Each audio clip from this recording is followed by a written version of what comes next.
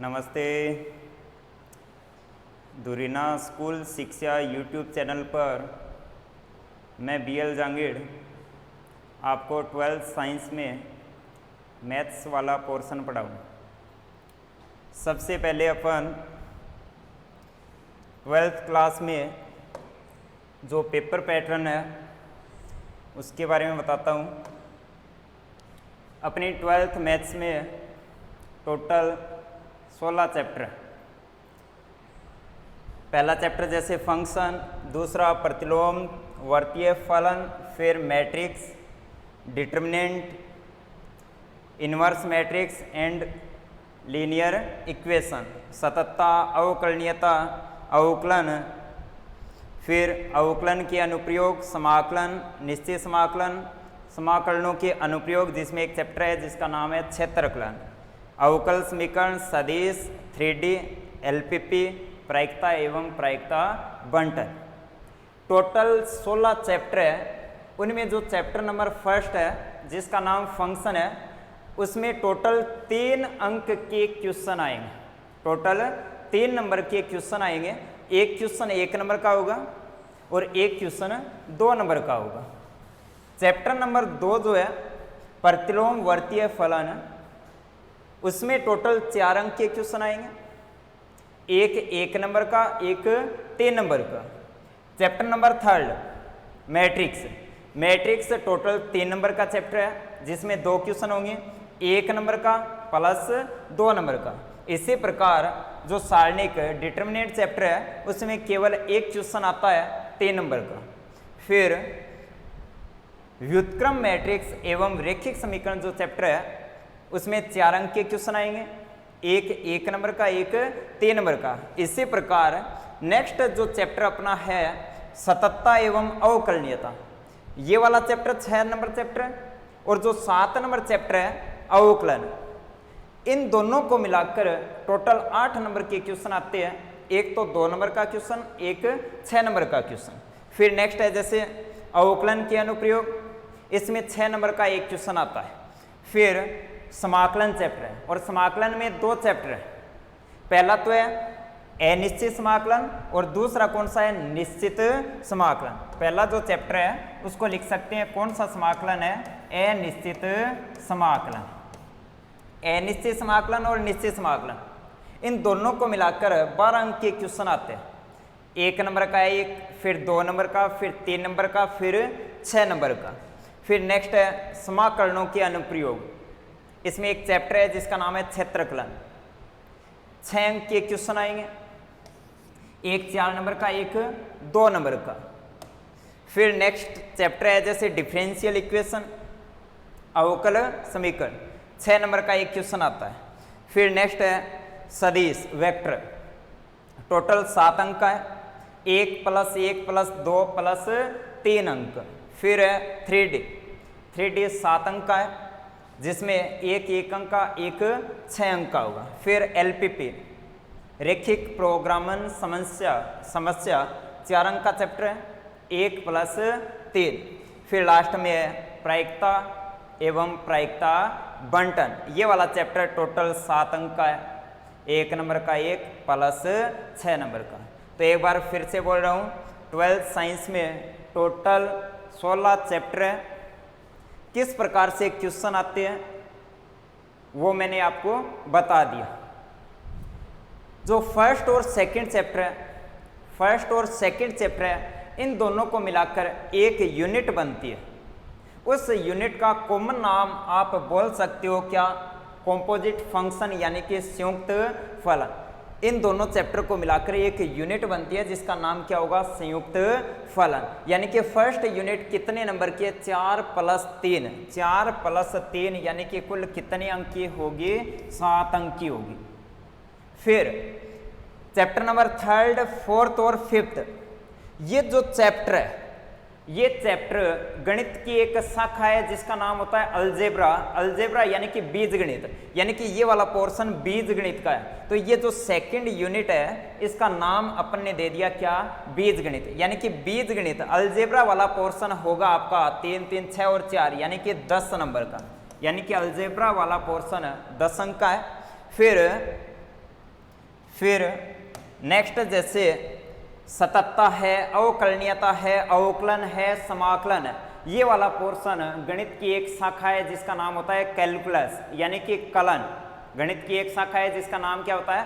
Calculus यानी कि kiln. ये वाला पोर्शन कैलकुलस में आता है। तो अपन ने चैप्टर नंबर 6, 7, 8, 9, 10, 11 और 12 अवकल समीकरण तक जो पोर्शन है इसका नाम दे दिया कैलकुलस। नाम दे दिया क्या? कैलकुलस यानी कि कलन। ठीक है।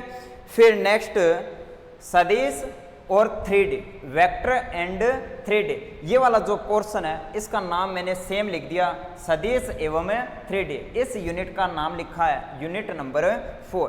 फिर ये जो लास्ट में लिखा है रैखिक प्रोग्रामन समस्या, यूनिट का नाम भी क्या है? सेम है, यानी कि LPP, रैखिक प्रोग्रामन समस्या, यूनिट नंबर 5। फिर लास्ट में प्रायिकता एवं प्रायिकता बंटन, ये एक पूरी यूनिट है, इसका यूनिट का नाम भी मैंने सेम लिखा है। तो अपन बोल सकते हैं 12th साइंस में अगर सिलेबस को अपन यूनिट वाइज डिवाइड करें तो टोटल कितनी यूनिट है आपके पास? 6 यूनिट। या फिर चैप्टर वाइज देखें तो कुल कितने चैप्टर हैं आपके पास? 16, यानी कि कुल अपन के पास 16 चैप्टर है। और प्रत्येक चैप्टर में से क्वेश्चन कैसे आता है वो भी मैंने आपको बता दिया। जैसे लास्ट वाला चैप्टर कितने अंक का है? 7 का, 1 नंबर का 1 क्वेश्चन और 6 नंबर का 1 क्वेश्चन आएगा। ठीक है। तो अपन को एक एक करके टोटल 16 जो चैप्टर है उनके बारे में अध्ययन करना है, पढ़ना है, समझना है, प्लस नोट्स बनाना है। तो सबसे पहले अपन कोई एक चैप्टर लेकर चलते हैं जो इम्पोर्टेंट चैप्टर है। तो मैं सबसे पहले एक चैप्टर स्टार्ट कर रहा हूँ, किसका? कैलकुलस का। जो अपनी गणित के शाखा कैलकुलस है उसका एक चैप्टर स्टार्ट कर रहा हूँ जिसका नाम है सततता एवं अवकलनीयता। यानी कि सबसे पहले अपन क्या पढ़ेंगे? यूनिट 3rd यानी कि कैलकुलस पढ़ेंगे। और कैलकुलस में कौन सा चैप्टर आप पढ़ोगे? सबसे पहले चैप्टर नंबर 6, सततता एवं अवकलनीयता। तो सबसे पहले अपन चैप्टर नंबर 6 स्टार्ट कर रहे हैं जो कि 8 अंक का है, 2 + 6, 2 नंबर का 1 क्वेश्चन और 6 नंबर का 1 क्वेश्चन। ठीक है। तो अपन चैप्टर नंबर 6 स्टार्ट कर रहे हैं जिसका नाम है सततता एवं अवकलनीयता। लिख दिया चैप्टर नंबर 6 सततता एवं अवकलनीयता।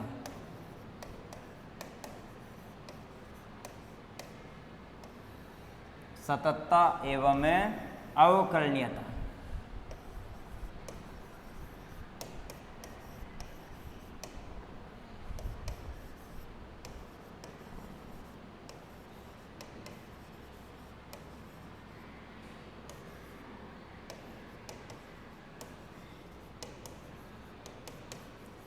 कंटिन्यूटी एंड डिफरेंशिएबिलिटी, सततता एवं अवकलनीयता।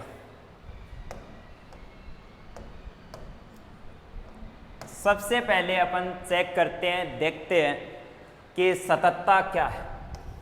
सबसे पहले अपन देखते हैं कि सततता क्या होती है, फिर बाद में अपन देखेंगे कि अवकलनीयता क्या होती है। एक बार फिर से बोल रहा हूँ, अपन कौन सा पोर्शन स्टार्ट कर रहे हैं? कैलकुलस। अपन कौन सा पोर्शन स्टार्ट कर रहे हैं? कैलकुलस। और कैलकुलस में क्या होता है? कैलकुलस में सबसे पहले अपन चैप्टर देखते हैं कौन सा? फंक्शन, फलन देखते हैं। फिर कैलकुलस में चैप्टर आता है एक जिसका नाम होता है सिग्मा। फिर कैलकुलस में एक चैप्टर आता है जिसका नाम होता है सततता। फिर एक चैप्टर आता है जिसका नाम होता है अवकलनीयता। फिर एक चैप्टर आता है जिसका नाम होता है अवकलन। फिर एक चैप्टर आता है जिसका नाम होता है अवकलन के अनुप्रयोग कैलकुलस में। फिर एक चैप्टर आता है समाकलन।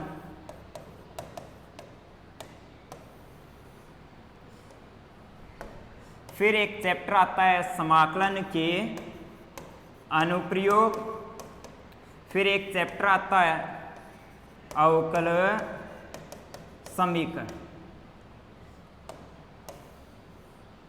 ये जो मैंने लिखा है, ये जो टॉपिक लिखे हैं, ये सब टॉपिक किस में आते हैं? गणित की एक शाखा है जिसका नाम है कलन यानी कि कैलकुलस। ये सभी टॉपिक कैलकुलस बुक में आते हैं। जो चैप्टर लिखा है फंक्शन और लिमिट, फंक्शन और लिमिट, ये टॉपिक 11th साइंस में, 11th की जो मैथ्स की बुक है उसमें लिमिट और फंक्शन, इस फंक्शन को अपन 12th साइंस में भी पढ़ेंगे, 12th मैथ्स में भी पढ़ेंगे। कौन से चैप्टर में? चैप्टर नंबर 1 में। अभी अपन पढ़ेंगे कहाँ से? यहाँ से आगे सततता अपना चैप्टर है, चैप्टर नंबर 6 में दिया है। अवकलनीयता ये भी चैप्टर नंबर 6 में ही दिया है। 12th साइंस जो है, 12th साइंस में जो कैलकुलस का पोर्शन है वो ये वाला है। ये वाला चैप्टर अपन ने 11th क्लास में पढ़ा है। ये भी 11th क्लास में पढ़ा है रिलेशन एंड फंक्शन चैप्टर में। ये 2 चैप्टर है 11th क्लास में, बाकी के चैप्टर है कहाँ पर? 12th क्लास में। किसके चैप्टर है? कैलकुलस जो बुक होती है उसके टॉपिक है।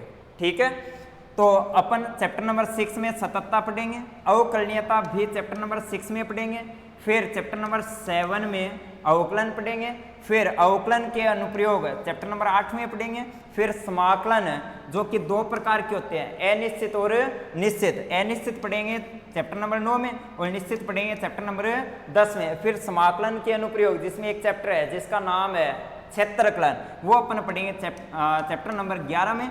फिर लास्ट का एक टॉपिक है कैलकुलस का जिसका नाम है डिफरेंशियल इक्वेशन, अवकल समीकरण, वो अपन पढ़ेंगे चैप्टर नंबर 12 में। यानी कि ये जो टॉपिक दिए हैं ये अपनी 12th की जो मैथ्स की बुक है उसमें, अर्थात इस पोर्शन का नाम है कैलकुलस। तो सबसे पहले मैं चैप्टर नंबर 6 सततता एवं अवकलनीयता जो कि 12th मैथ्स में है वो स्टार्ट कर रहा हूँ।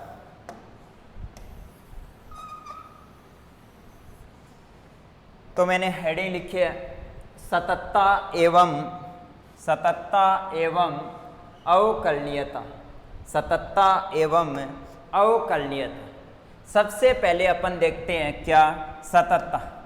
सबसे पहले अपन देखते हैं सततता।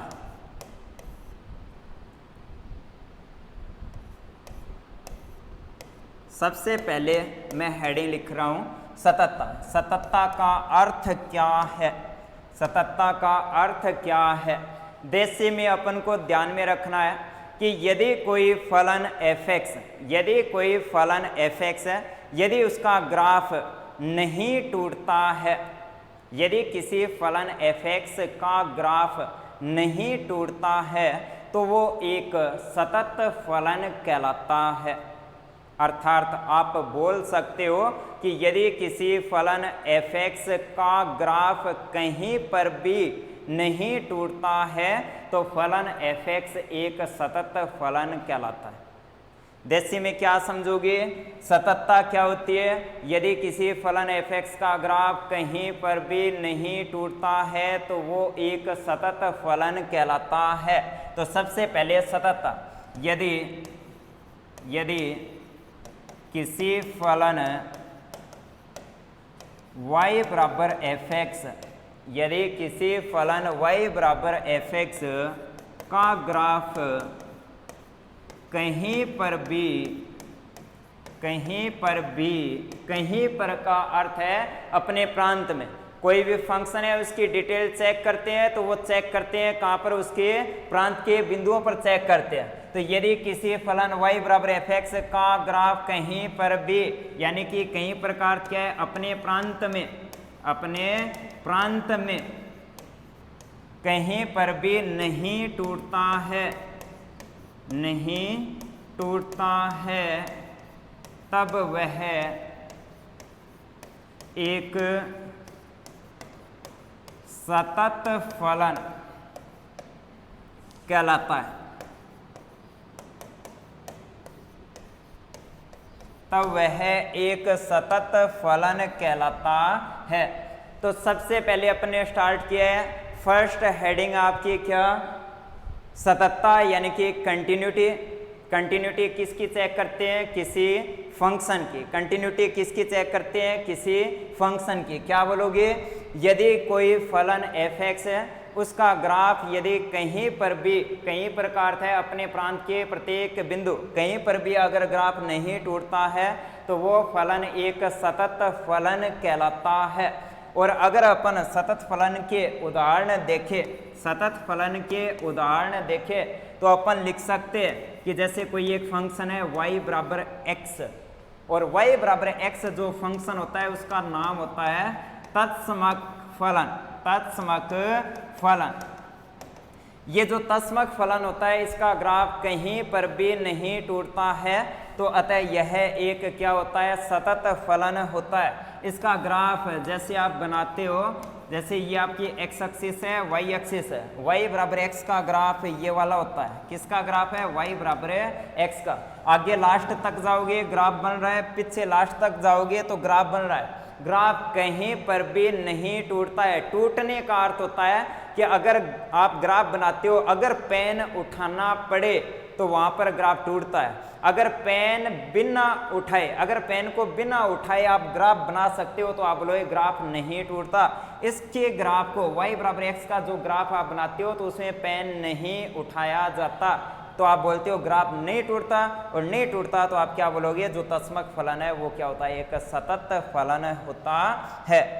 इसी प्रकार नेक्स्ट उदाहरण अगर अपन देखें, नेक्स्ट उदाहरण अगर अपन देखें, नेक्स्ट उदाहरण अगर अपन देखें तो अपन लिख सकते हैं जैसे y बराबर साइन x, y बराबर साइन x, ये भी क्या होता है, एक सतत फलन। y बराबर कोस x, ये भी क्या होता है, सतत। सतत क्यों होता है, ये वाला सतत क्यों होता है, सतत होता है क्योंकि अगर इसका ग्राफ बनाए, y बराबर साइन x का ग्राफ सबको पता है, x बराबर 0 पर y की वैल्यू, साइन 0 की वैल्यू भी 0, तो ये वाला ग्राफ होता है किसका, साइन का। ये वाला ग्राफ होता है किसका, साइन का। यहाँ पर 0, यहाँ पर क्या होता है पाई, यहाँ पर क्या होता है 2 पाई, यहाँ पर क्या होता है माइनस पाई। इस प्रकार से अगर अपन ग्राफ बनाते हैं तो पेन को नहीं उठाते, ग्राफ नहीं टूट रहा। अगर ग्राफ नहीं टूटता तो वो क्या होता है, एक सतत फलन। जैसे कोस, कोस का ग्राफ भी आप जानते हो, 0 पर मान क्या होता है, अधिकतम। 0 पर मान कितना होता है, अधिकतम। ये ग्राफ है किसका, y बराबर कोस x का। ये वाला ग्राफ था किसका, y बराबर साइन x का। कोस x का ग्राफ भी आप बनाते हो तो पेन नहीं उठाया जाता, ग्राफ नहीं टूटता। और ग्राफ नहीं टूटता तो आप बोलते हो ये भी क्या है, एक सतत फलन है। इसी प्रकार आप उदाहरण लिख सकते हो, उदाहरण लिख सकते हो जैसे अचर फलन, y बराबर अचर, अचर फलन। जैसे अचर का मान मैंने लिख दिया y बराबर जैसे 2, y बराबर जैसे 2, ये भी क्या होता है, एक सतत फलन होता है। कैसे होता है, y बराबर 2 का ग्राफ y एक्सिस पर 2 इकाई दूरी पर, जैसे ये ग्राफ बन गया किसका, y बराबर 2। इसको बनाते हो तो कहीं पर भी पेन नहीं उठाते, तो ये भी क्या एक सतत फलन है। तो अपन ने क्या देखा, एक उदाहरण और ध्यान में रखते हैं कि बहुपदीय फलन, बहुपदीय फलन, सतत फलनों के उदाहरण अपन देख रहे हैं, जिसमें एक उदाहरण मैंने लिखा है बहुपदीय फलन। बहुपदीय फलन क्या होता है, कौन सा होता है, यदि कोई फलन इस टाइप का है, यदि कोई फलन इस टाइप का है, जैसे a0 x की power n plus a1 x की power n minus 1 plus a2 x की पावर n माइनस 2 प्लस, और लास्ट में लिख दिया मैंने जैसे an। अगर कोई फंक्शन इस टाइप का है तो वो बहुपदीय फलन कहलाता है। इस टाइप का अर्थ ये है कि a0 अचर है, a1 अचर है, a2 अचर है, an ये सभी अचर है, और ये क्या है, x की पावर, x की पावर यहाँ पर n है, यहाँ पर ये कम a कम। जैसे इस टाइप के उदाहरण मिलेंगे आपको बहुपदीय फलन में। जैसे यहाँ पर पावर लिख रहा हूँ जैसे 3, n का मान कितना लिख रहा हूँ 3, तो दूसरे पद में 3 माइनस 1 2, फिर 3 माइनस 2 यानी कि 1, यानी कि उदाहरण आपका आएगा और गुणा में क्या आएगा a0 a1 a2। a0 a1 a2 क्या होते हैं, अचर होते हैं। जैसे यहाँ पर 2x³ लिख दिया, गुणा में अचर है।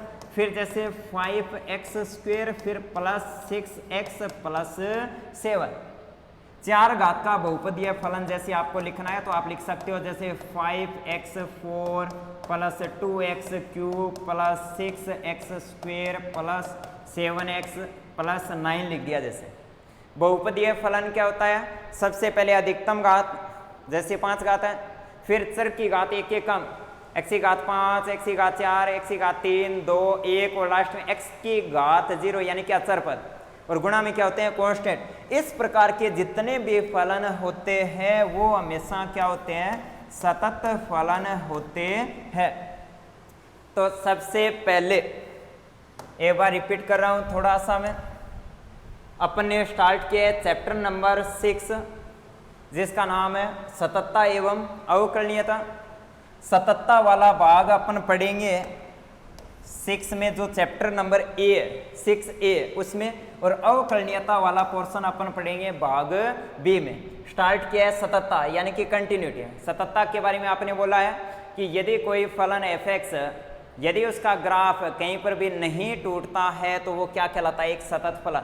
उदाहरण लिखे आपने उदाहरण लिखे, कौन सा, तस्मक फलन, साइन कोस, ये भी सतत होते हैं। फिर आपने लिखा है अचर फलन, फिर आपने लिखा है बहुपदीय फलन। इस टाइप के फलन हमेशा क्या होते हैं, सतत होते हैं। इसी क्रम में नेक्स्ट हेडिंग में लिख रहा हूं सततता की परिभाषा।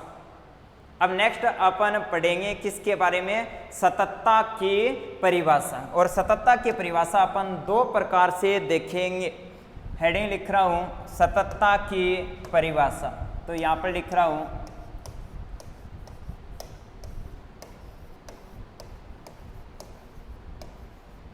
सततता की परिभाषा। सततता को संतत्यता भी कहते हैं, एक ही बात, सततता की परिभाषा। सततता की परिभाषा 2 प्रकार से देखेंगे। जो इम्पोर्टेंट है, जिससे अपन को क्वेश्चन करने हैं, जो अपने पेपर में आते हैं या फिर 12th क्लास में, वो परिभाषा नंबर 1 में लिख रहा हूँ। सततता की परिभाषा नंबर 1 लिख रहा हूँ, वो डिपेंड करती है सिम्मा की परिभाषा पर। सततता की डेफिनेशन लिख रहा हूँ, परिभाषा लिख रहा हूँ, गणितीय रूप लिख रहा हूँ, किसके अनुसार, सिम्मा की अवधारणा पर आधारित। तो सबसे पहले जो परिभाषा नंबर 1 है उसका नाम लिख रहा हूँ कि सिम्मा की अवधारणा पर आधारित सततता की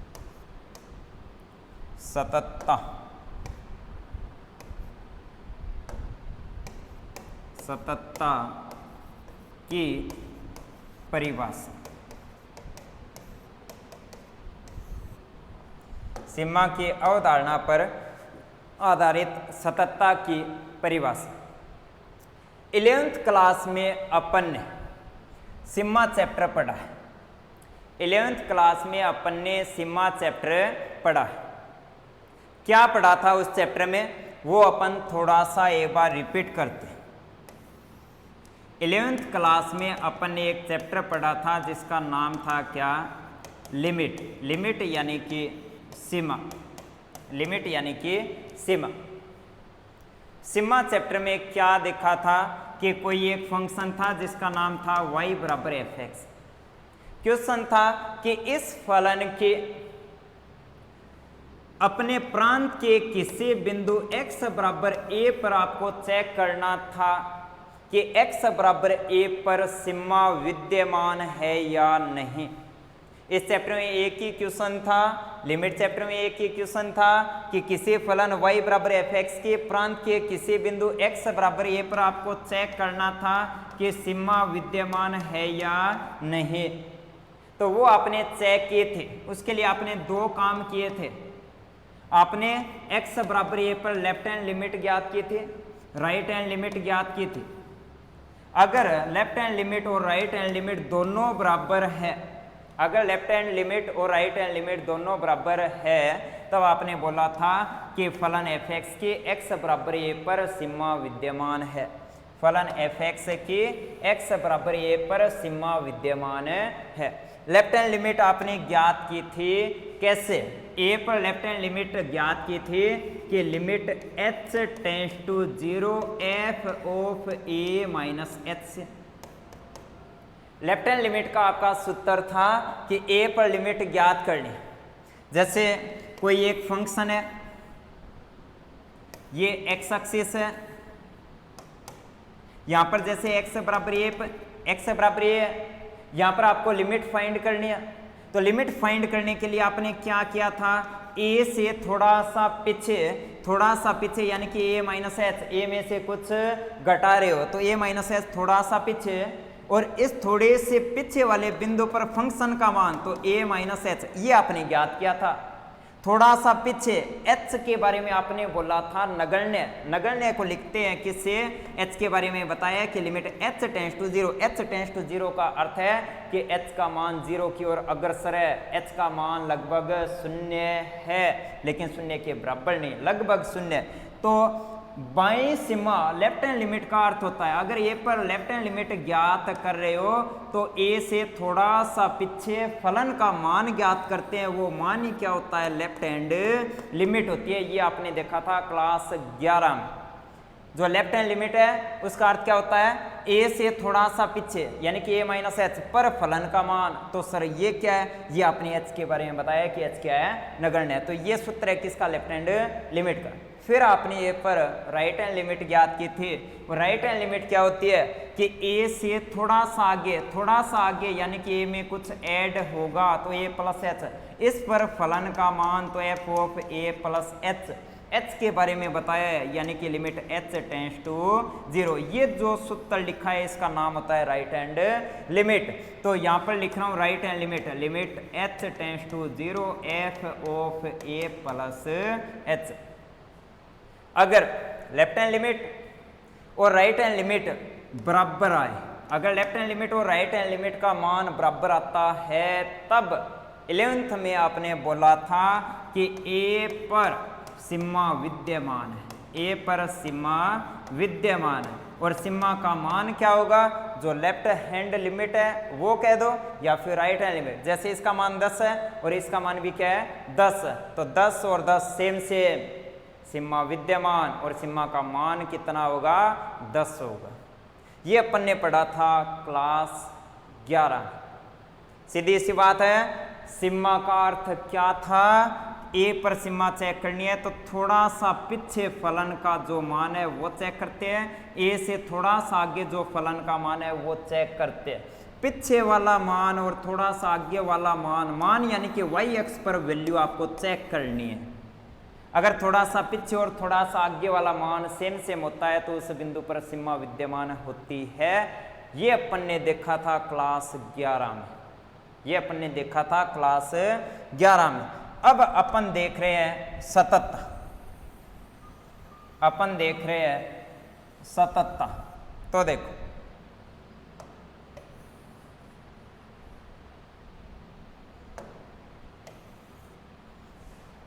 सतत हेडिंग है सीमा की अवधारणा पर आधारित सततता की परिभाषा।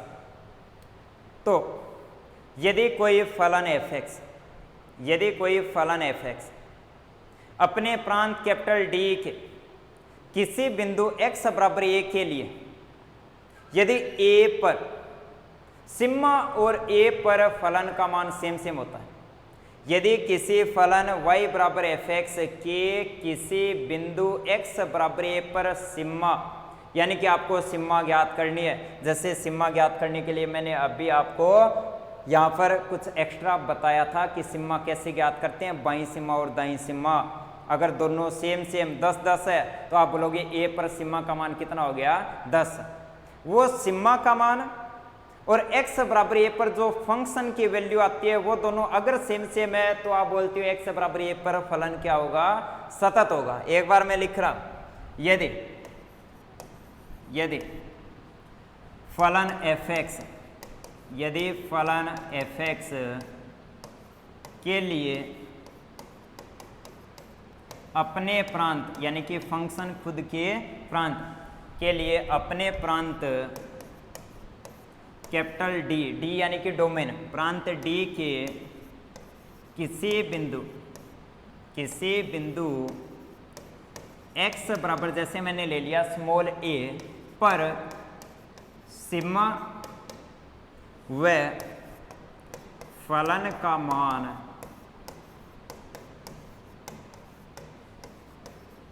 समान हो तब फलन f(x) बिंदु x बराबर a पर सतत फलन होगा, या फिर क्या लिख सकते हो, सतत फलन होगा या फिर सतत फलन कहलाता है। अपन सततता की परिभाषा पढ़ रहे हैं। पहली परिभाषा सीमा की अवधारणा पर आधारित सततता की परिभाषा, उसमें अपन ने लिखा है कि यदि किसी फलन f(x) के लिए प्रांत कैपिटल डी के किसी बिंदु x बराबर a पर सिग्मा का मान और फलन का मान, सिग्मा और फलन का मान अगर सेम है तो फलन f(x) x बराबर a पर एक सतत फलन कहलाता है। गणितीय रूप में अगर अपन लिखे तो लिख सकते हैं अर्थात एट x बराबर a के लिए चेक कर रहे हैं क्या होना चाहिए, x बराबर a पर सिग्मा का मान, x बराबर a पर सिग्मा, फलन की जो सिग्मा है वो बराबर होनी चाहिए किसके, x बराबर a पर फलन का मान। सततता के लिए क्या बोला है, x बराबर a पर फलन की सीमा और x बराबर a पर फलन का मान अगर बराबर है तो फलन f(x) x बराबर a पर क्या होगा, सतत फलन होगा। या फिर इसको लिख सकते हैं, या फिर अपन लिख सकते हैं कैसे, या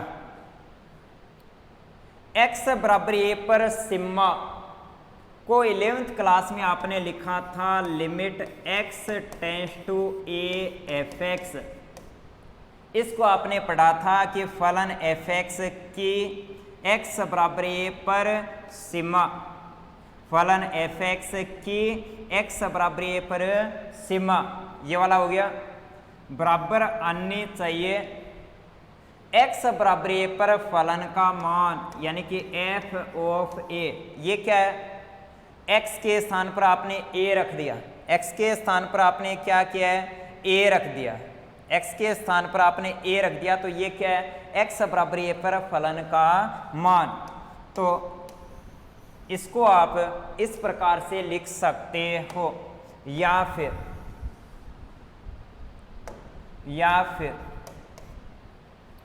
ये जो सिग्मा है, ये सिग्मा है, इसको आप दो प्रकार से लिखते हैं। x बराबर a पर सिग्मा क्या होती है, x बराबर a पर सिग्मा कब परिभाषित होती है, जब बाईं सीमा और दाईं सीमा दोनों क्या हो, बराबर। x बराबर a पर सिग्मा का अर्थ है कि बाईं सीमा और दाईं सीमा दोनों क्या होनी चाहिए, बराबर होनी चाहिए।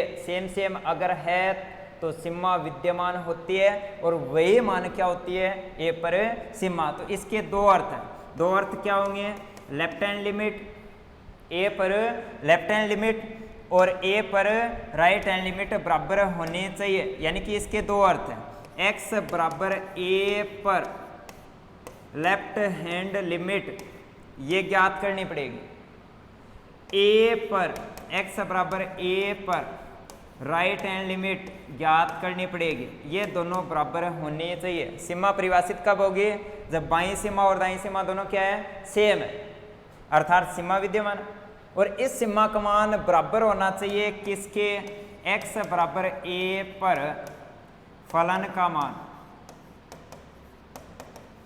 x बराबर a पर फलन का मान।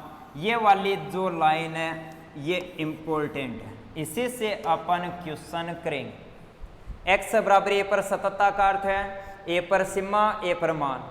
सीमा के दो अर्थ है, a पर बाईं सीमा ज्ञात करनी पड़ेगी, सीमा के लिए दाईं सीमा ज्ञात करनी पड़ेगी, दोनों सेम आनी चाहिए अर्थात सीमा विद्यमान है, उसका मान बराबर होना चाहिए किसके, a पर फलन के मान के बराबर होने चाहिए।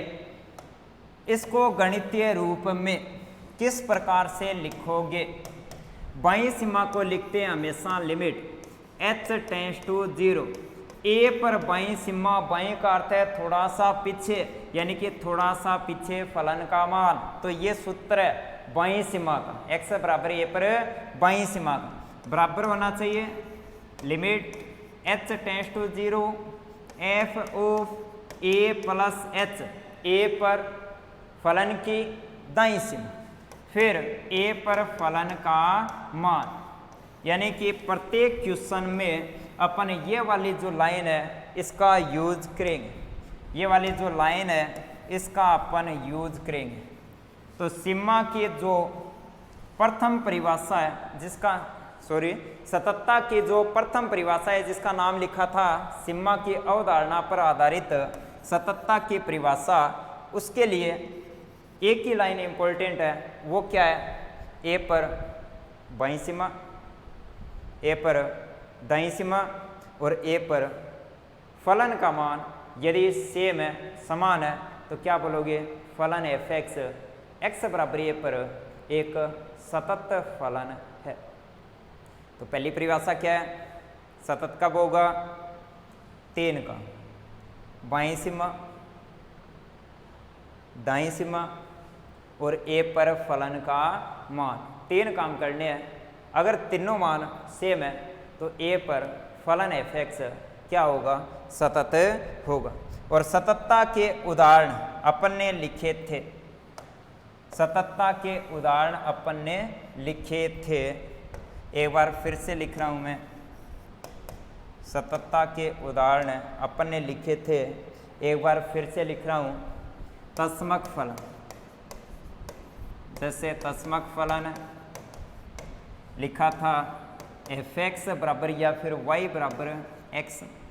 फिर एक उदाहरण और, ये हर जगह क्या होता है, सतत होता है, ठीक है।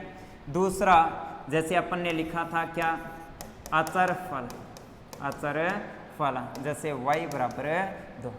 इसके लिए किसी भी बिंदु पर, जैसे मैं उदाहरण लिख रहा हूँ, जैसे मैं उदाहरण लिख रहा हूँ y बराबर 2 के लिए, y बराबर 2 के लिए बिंदु x बराबर 5 पर सततता चेक करनी है। तो इसके लिए जैसे मैं ग्राफ बना रहा हूँ, जैसे एक बार मैं ग्राफ से बता रहा हूँ फिर अपन क्वेश्चन कर लेंगे, ठीक है। y बराबर 2 का ग्राफ ये है, जैसे y बराबर 2 का ग्राफ ये है, आपको चेक करना है कि x बराबर 5 पर, x बराबर 5 पर चेक करना है कि सतत है क्या। सततता के लिए कितने काम, बाईं सीमा, दाईं सीमा और फलन का मान। x बराबर 5 पर फलन का मान, फलन के मान का अर्थ है y की वैल्यू, x बराबर 5 के संगत y का मान कितना है, y का मान कितना है, 2। तो x बराबर 5 के संगत फलन का मान क्या आएगा, 2 आएगा। बाईं सीमा का अर्थ होता है थोड़ा सा पीछे, थोड़ा सा पीछे अगर मान देखो ये, थोड़ा सा पीछे मान देखो ये, तो भी क्या आएगा, 2।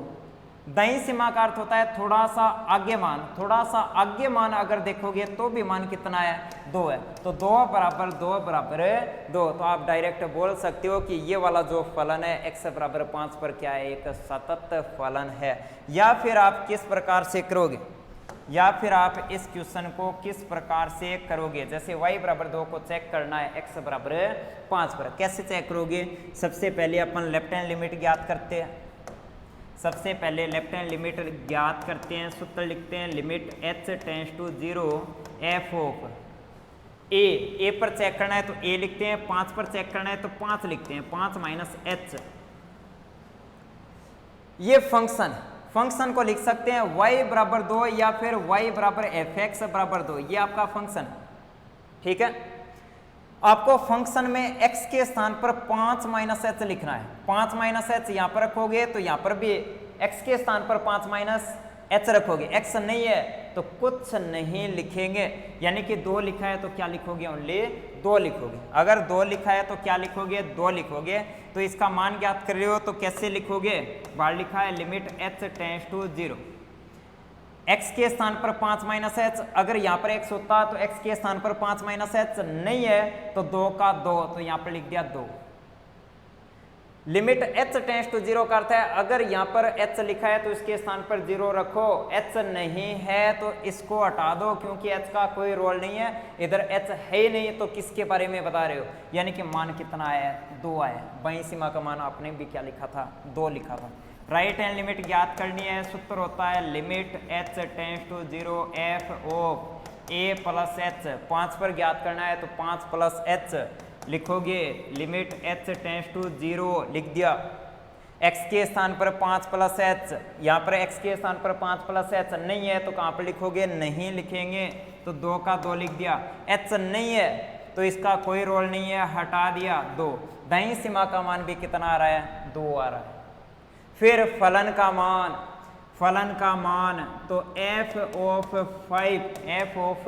5, अगर यहाँ पर x के स्थान पर 5 रख रहे हैं तो इधर भी x के स्थान पर 5 रखना है, लेकिन x नहीं है तो कहाँ पर रखोगे, कहीं पर भी नहीं रखेंगे, तो फलन का मान भी क्या है, 2।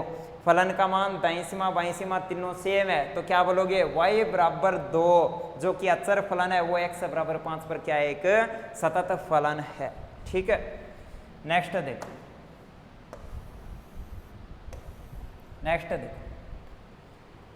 चैप्टर नंबर 6 नाम है सततता एवं अवकलनीयता। सबसे पहले सततता की परिभाषा लिखी थी, ग्राफ टूटे नहीं। फिर सततता की अन्य परिभाषाएं लिख रहे थे। 1 नंबर थी सीमा की अवधारणा पर, उसमें अपन ने लिखा था x बराबर a पर सतत कहलाता है कब, जब 3 का, पहला a पर बाईं सीमा, दूसरा दाईं सीमा, तीसरा फलन का मान तीनों सेम से, तो सतत होगा। ठीक है, अब नेक्स्ट एक हेडिंग लिख रहा हूं, सतत फलन सेम ही है, बिल्कुल सेम ही है। जो दूसरी परिभाषा है वो अपन बाद में देखें, लास्ट में देखें, क्योंकि वो अपन काम में नहीं लेते हैं। उसका नाम है कौशी की परिभाषा, वो देखेंगे। बीच में एक नाम लिख रहा हूं सतत फलन,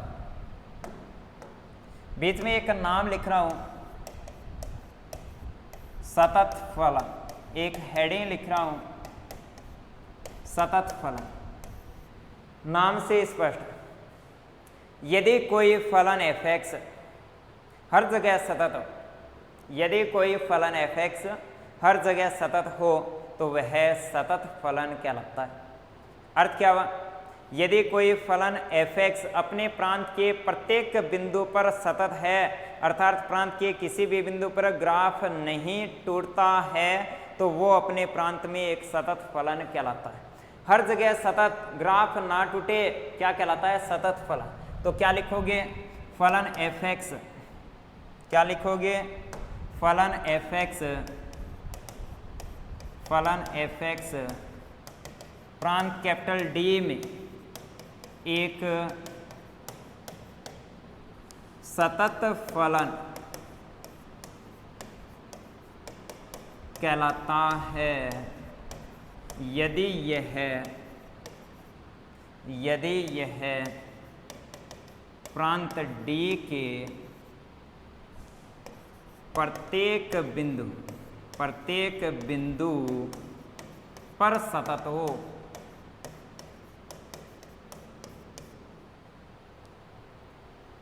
प्रांत D के प्रत्येक बिंदु पर सतत है तो इसे सतत फलन कहते हैं। अगर सतत लिखा है तो आपको समझना है, सोचना है, याद रखना है कि प्रत्येक बिंदु पर कंटिन्यूअस है, सतत है। ठीक है, अन्यथा असतत कहलाता है, अन्यथा असतत फलन कहलाता है। इसका अर्थ क्या है, अगर प्रत्येक बिंदु पर सतत है, अगर प्रत्येक बिंदु पर सतत है D के प्रत्येक बिंदु, तो हाँ प्रत्येक बिंदु पर सतत है यानी कि ग्राफ नहीं टूटता है तो वो सतत। अन्यथा का अर्थ है कि इसके अलावा यानी कि यदि कम से कम एक बिंदु पर ग्राफ टूटता है तो वो क्या हो गया, असतत। अर्थात इसका अन्यथा का जो अर्थ है वो लिख रहा हूं, अर्थात यदि फलन fx अपने प्रांत कैपिटल D के कम से कम एक बिंदु पर यदि सतत ना हो, इसका अर्थ क्या है, ग्राफ टूटे, सतत ना हो, तब वह उस बिंदु पर असतत फलन कहलाता है।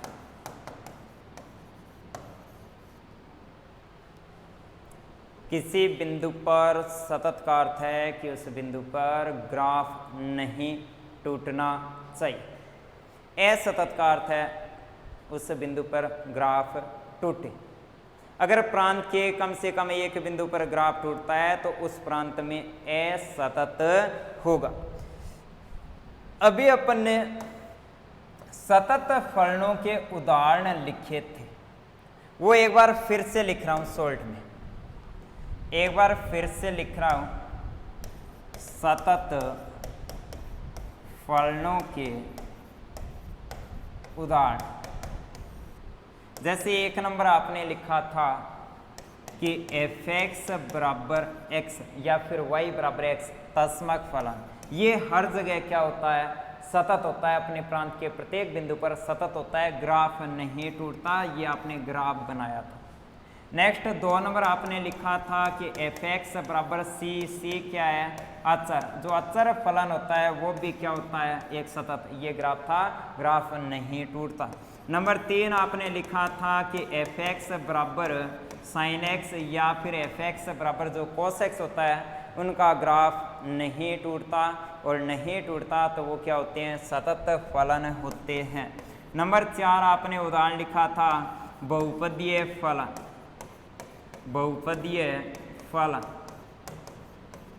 जो बहुपदीय फलन होते हैं वो भी क्या होते हैं, हमेशा सतत। जैसे बहुपदीय फलन का उदाहरण एक लिख रहा हूं मैं, 7x⁴ plus 5x3 plus 4x² plus 5x plus 9 लिख दिया। जैसे x की घात एक कम हो उस टाइप के फलन को नाम देते हैं बहुपदीय। याद रखना है, बहुपदीय फलन हमेशा क्या होते हैं, सतत फलन होते हैं।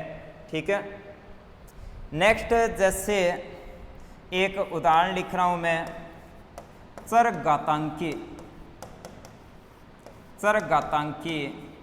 फलन। चरघातांकी फलन का अर्थ होता है y बराबर या फिर fx बराबर a⁴x। चरघातांकी यानी कि चर घात में हो, ऐसा फलन जिसमें चर x घात में हो उसे नाम देते हैं चरघातांकी फलन। इसमें एक कंडीशन होती है, a ग्रेटर देन क्या होना चाहिए, 0 होना चाहिए, a ग्रेटर देन 0 होना चाहिए। इस टाइप के फलन भी, चरघातांकी फलन भी हमेशा क्या होते हैं, सतत फलन होते हैं। इसका ग्राफ होता है a greater than x, y बराबर a ग्रेटर देन x वाले केस में ग्राफ ये होता है, चरघातांकी फलन का ग्राफ होता है। इसमें अपन लिख सकते हैं y बराबर e⁴x, क्योंकि a का मान भी क्या होता है, 1 से बड़ा होता है, 1 से बड़ा यानी कि 0 से बड़ा। तो ये है आपका चरघातांकी फलन का ग्राफ कहीं पर भी नहीं टूटता, तो इसको भी अपन लिख सकते हैं किसमें, सतत फलन के उदाहरण में। ठीक है। नेक्स्ट एक उदाहरण अपन लिख सकते हैं, निरपेक्ष मान फलन।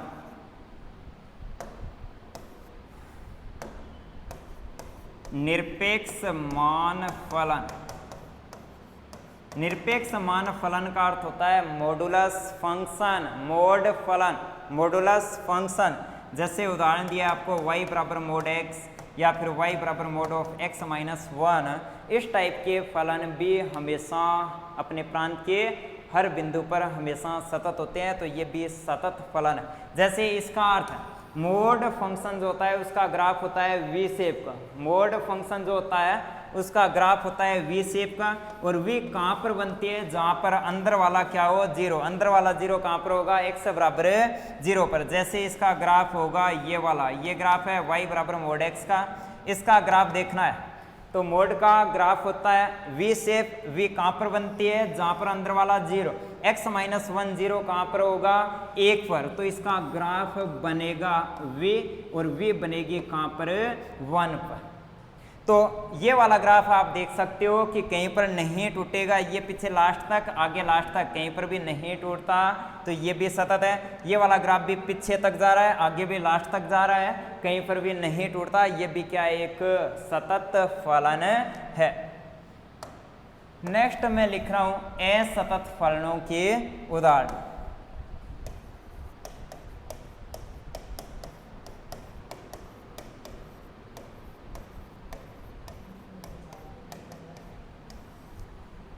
कितना टाइम हो गया, 50 हो गया, तो वो लिख दिया एक बार।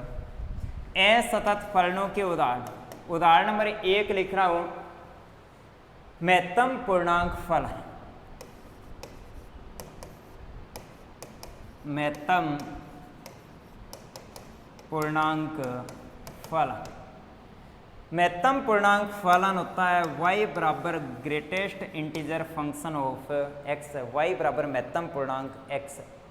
11th क्लास में जो फंक्शन चैप्टर जब अपन ने पढ़ा था उसमें महत्तम पूर्णांक फलन अपन पढ़ते हैं, सिंबल होता है y बराबर महत्तम पूर्णांक ऑफ x।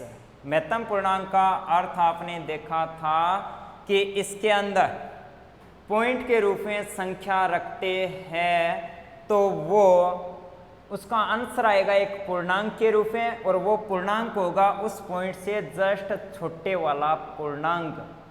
अगर इसके अंदर पूर्णांक रखते हैं तो आंसर पूर्णांक ही आता है। महत्तम पूर्णांक क्या होता है, महत्तम पूर्णांक होता है y बराबर महत्तम पूर्णांक x। इसकी परिभाषा आपने 2 प्रकार से लिखी थी कि अगर x बिलोंग्स टू i है, अगर अंदर वाली संख्या एक इंटीजर है, पूर्णांक है, जैसे 5 है, 6 है, 7 है, तो इसका आंसर डायरेक्ट अंदर वाली संख्या आती है। जैसे 5 का महत्तम पूर्णांक आंसर 5, अगर x एक इंटीजर है तो इसका आंसर डायरेक्ट x आएगा। दूसरे केस में x इंटीजर नहीं है, भिन्न है, यानी कि पॉइंट के रूप में।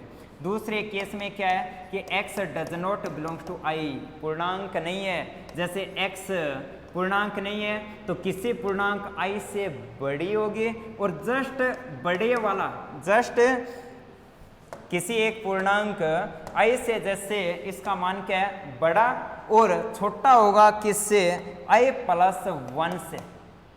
अगर पूर्णांक नहीं है, जैसे मैं उदाहरण के रूप में लिख रहा हूँ 5.3, 5.3 का मान बड़ा है किससे, जैसे 5 से, और छोटा है किससे, 6 से। उसी प्रकार लिखा है कि अगर इंटीजर नहीं है, पूर्णांक नहीं है, तो x का मान किसी पूर्णांक i से बड़ा होगा और i प्लस 1 से क्या होगा, छोटा। इस केस में महत्तम पूर्णांक का मान जो होता है वो छोटे वाला पूर्णांक जो i लिखा है उसके बराबर होगा।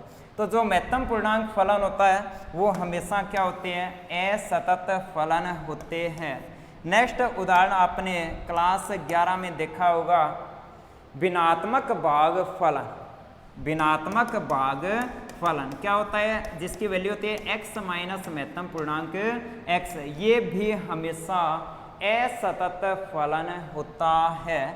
नंबर 3 एक लिख रहा हूँ मैं, जैसे त्रिकोणमितीय फलन में लिख रहा हूँ कि f(x) बराबर tan x और sec x, tan x और sec x। ये जो दोनों है tan x और sec x जो दोनों है, ये क्या होते हैं, ये क्या होते हैं, असतत फलन होते हैं। कहाँ पर x बराबर विषम π/2, विषम π/2 पर क्या होते हैं, असतत होते हैं।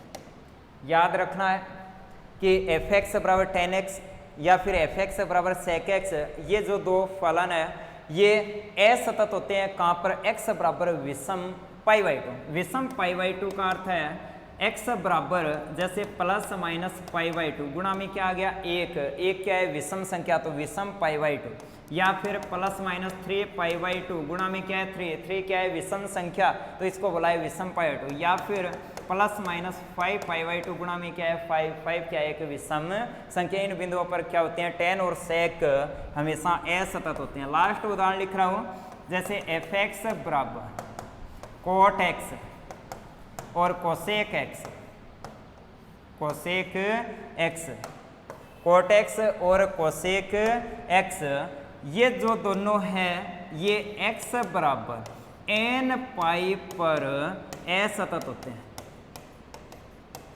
n पाई पर क्या होते हैं असतत होते हैं। n पाई का अर्थ क्या है, जैसे n का मान n belongs to integer, integer यानी कि पूर्णांक, n का मान 0 रखें तो 0 पाई यानी कि 0, n का मान प्लस माइनस 1 तो क्या लिखोगे plus minus pi, plus minus 2 पाई, प्लस माइनस 3 पाई। इस प्रकार से इन सभी बिंदुओं पर क्या होते हैं असतत होते हैं। तो एक बार फिर से मैं थोड़ा सा रिपीट कर रहा हूँ, आज अपन ने क्लास 12 का चैप्टर नंबर 6 स्टार्ट किया था जिसका नाम था कंटिन्यूटी एंड डिफरेंशिएबिलिटी।